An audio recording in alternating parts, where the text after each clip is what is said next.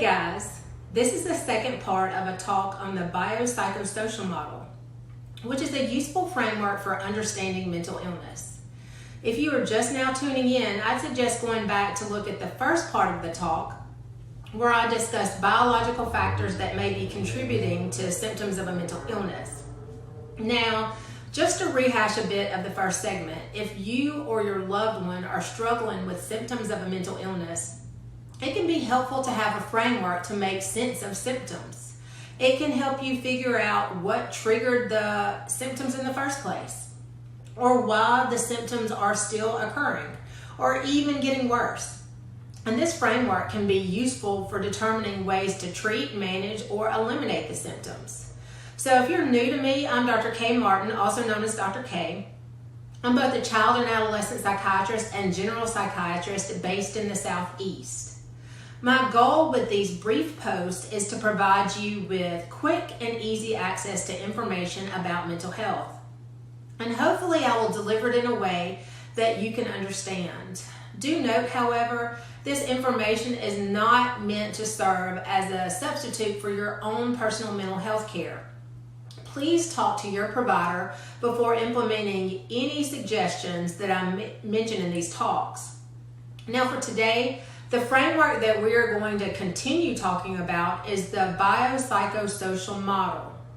In the first segment, we talked about the bio in biopsychosocial, and bio refers to the biological factors that may be contributing to a mental illness. Now we're going to shift to talking about some of the psychosocial issues that may be contributing to symptoms of mental illness. So the psycho and biopsychosocial stands for psychological. Now, as I mentioned in the first segment, whenever I'm evaluating new patients, I usually start by asking what they are seeking treatment for. That's what we in the medical field call the chief complaint. Let's say a patient comes in with a chief complaint of persistently sad mood for the last 3 months. I'll start by asking questions to better determine what factors could be contributing to this sad mood, and I'll start categorizing these factors. Usually, I start by looking for biological factors that are contributing to the patient's sad mood. Again, I talked about that in the first segment. Then after that, I'll shift gears and start looking for psychological factors that could be contributing to the patient's sad mood. Now, when I say psychological, I'm trying to understand what goes in the internal world of that patient and what's happening in their headspace. One of my primary goals is to determine how patients see themselves, how they see others around them, how they see the world, and how they see their futures. I need to understand how they perceive things. And not only that, I need to understand what shaped these perspectives. What experiences starting in childhood came to shape the lens through which they see themselves, others, the world around them, and their futures. I need to know why they believe what they believe and why they think the way they think. Let me give you an example so that you can better wrap your head around what I'm talking about. Let's say a 45-year-old woman comes in complaining of persistently sad mood for the last 3 months. I'd want to understand if anything is going on in her headspace that's contributing to the sad mood. If she's going around thinking, I'm worthless, my life sucks, people can't be trusted, the world is a terrible place, I might as well go ahead and die right now, then yeah, that's a recipe for a persistently sad mood. But I can't stop there. I need to dig a little bit deeper to figure out how she got to thinking this way. It could be that she was raised in a household where her father skipped out early. Her mother worked all the time, and she was generally left to fend for herself. As an adolescent and young adult, she could have had multiple abusive partners, had a difficult time holding down a steady job, and generally found little opportunity for achievement or success. Those negative life experiences could go on to shape negative views of herself, others around her, the world, and her future. And these negative perceptions could serve as a huge contributor to the sad mood that she's experiencing. Now, as a mental health provider, one of my primary jobs is to help patients unyoke themselves from unhealthy patterns of perceiving and behaving that may have been established in childhood and realize that there are other lenses through which they may view the world and other choices for behaving outside of their usual pattern of responding. For example, I once had a patient who grew up with a father who abused alcohol. During one session, she talked to me about how her father had recently telephoned her and proceeded to curse her out and berate her for an extensive period of time over the phone. I asked her why she didn't just hang up the phone, and it had never crossed her mind as an option. Together, we figured out that, as a child, she had no choice but to live in the same house and put up with his abusive language.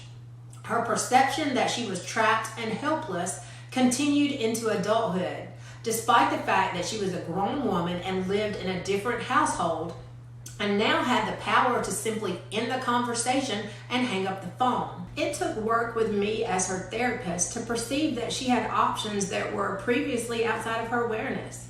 That's why it's so important for us as mental health providers to evaluate for psychological factors that may be contributing to symptoms of a mental illness. Social contributors to mental illness are the final part of the biopsychosocial model that must be taken into consideration. Now, social refers to what has occurred in a patient's current or past circumstances or environment that could be contributing to symptoms of a mental illness. For example, in the case of the patient reporting persistently sad mood for the last 3 months, I've already learned some about her childhood circumstances that led to negative patterns of thinking. Now I want to know if there's something that happened 3 months ago that may have triggered the sad mood. A recent death or some other kind of loss, trouble on the job or in school, trouble with a significant other. So generally during evaluations, I ask patients about school or employment status, the status of significant relationships, financial status, legal status, or if there's been any recent change in their environment or living situation. I also make efforts to understand the patient's family life and the culture within which the patient is rooted. Sometimes patients' deviation from familial or cultural expectations may cause conflict that contributes to the problems with their mental health. I also try to figure out if they have a healthy social support network or if the lack of social support is contributing to their sad mood. I also want to do a safety assessment. Do they feel safe in their current living environment? Are they safe at work, or are they being harassed? Are they safe at school, or are they being bullied? I'll also ask about traumatic events, current or past, that could be contributing to the symptoms of mental illness. Is there a history of or ongoing verbal, physical, sexual, or emotional abuse? Have events occurred during which patients have feared for their lives or the lives of those close to them?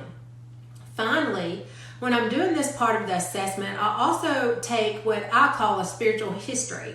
I want to understand the patient's spiritual beliefs and religious practices if they adhere to any. This is also a crucial factor to consider, as spiritual beliefs and practices can actually be utilized to facilitate improved mental health. However, they also may negatively impact mental health if, for instance, patients believe that God is punishing them, or if they are receiving retribution for some sin committed by ancestors, or that they are under a curse, or that they will never be able to fulfill the expectations of the religious group to which they adhere. Now, I know this has been an information-dense talk, but I hope that you've understood it and have been able to appreciate that there are truly innumerable potential contributors to mental illness. Mental illness is not due to emotional weakness, moral deficiency, flawed character, or just plain old poor parenting. Mental illness is truly multifactorial in nature, and the biopsychosocial model can serve as a useful tool for helping us to appreciate this. Now, folks, let's make it our business to understand mental illness and those who struggle against mental illness. I'm Dr. K, and this has been Mental Health Plain Speak. And remember, be kind, for everyone you meet is fighting a hard battle.